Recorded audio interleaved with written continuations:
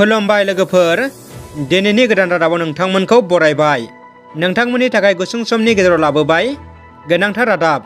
अन्नानै रादाबखौ जोबजासे फारि नायलांदो। गिबि खौराङाव दङ, मुंदांखा फावखुंगुरखौ एपिडिसिएलनि बोसोनगिरि थिसनबाय। आसामनि मोब्लिब बिफान एपिडिसिएलनि बोसोनगिरि महरै बिबान लाबाय असमिया सावथुन मुलुगनि मुंदांखा फावखुंगुर लोगोसे बिजेपि राजखान्थि दोलोनि सासे गोख्रों दैदेनगिरि जतिन बराया मैया सनिबारखालि मुंदांखा फावखुंगुर जतिन बराखौ एपिडिसिएलनि बोसोनगिरि मासियाव थिसनो। गोरिब नखरनि फरायसा फरायसुलि आरो बेरामि सुबुंफोरनो रांनि अनसुंथाइ रानदों। सिडली बियाबनि एमएलए जयन्त बसुमतारिया दिनै फरायसाफोरनि गोजौ सोलोंथाइ लानायाव हेफाजाब मोननाय बायदि सीएम रिलिफ फान्डनिफ्राय स्कलारशिपनि थाखाय 5,000 रां अनसुंथाइ आरो बायदि बायदि बेरामाव गोग्लैसोनाय बेरामिफोरनो मेडिकेल एसिस्टेन्टनि थाखाय 10,000 रां अनसुंथाइ राननानै होयो। बिथां एमएलएआ रांखौ राननो मोननानै जोबोद गोजोननाय मोन्दों होनना फोरमायो। लोगोसे बिथाङा आसा खालामदों अनसुंथाइ मोननो हानाय फरायसा बिथांमोना लोगोसे बेरामाव गोग्लैसोनाय बिथांमोनहा इयुननि समाव मोजाङै मोजां जिउआव जाफुंसारगोनखौ। बिटिआरनि जार्नालिस्ट एस'सिएशनआ सानसेनि हाबाफारिजों चिरांनि काजलगावआव 4थि बोसोरारि जथुम्माखौ दिनै खुंफुंदों। बे जथुमाव एमएलए जयन्त बसुमतारिया बेखेवगिरि आलासि महरै बाहागो लायो।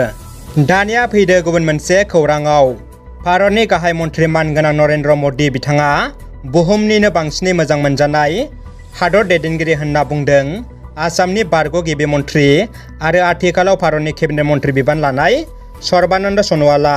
मिरु मन्त्रि सर्बानन्द सन'वालआ खौरां बिजोंनि गेजेरजों हादरनि गाहाय मन्त्रि मानगोनां नरेन्द्र मदिखौ बुहुमनि जौसिन सारिनि दैदेनगिरि होनना बाख्नायदों। मोनसे रिपर्टनि बायदिब्ला भारतनि गाहाय मन्त्रि नरेन्द्र मदिया मुलुगनि दैदेनगिरिफोरनि टप सारियाव दङ।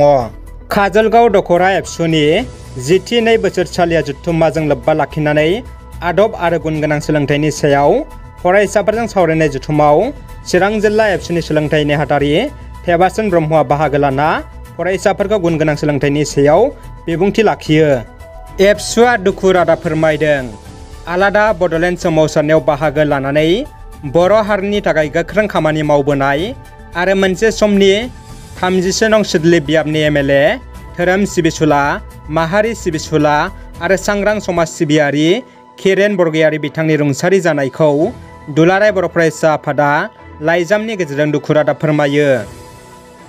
जोबथा खौराङाव दङ, फरायसाफोरखौ बिजाब फरायनाय बांहोनो सांग्रांथि मेल।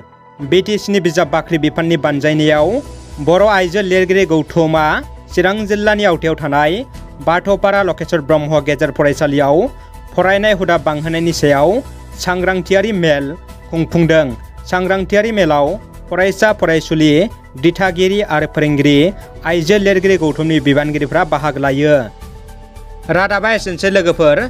रादाबखौ जोबजासे नायनायनि थाखाय गासिनिसिमबो गोजोननाय बावहरबाय।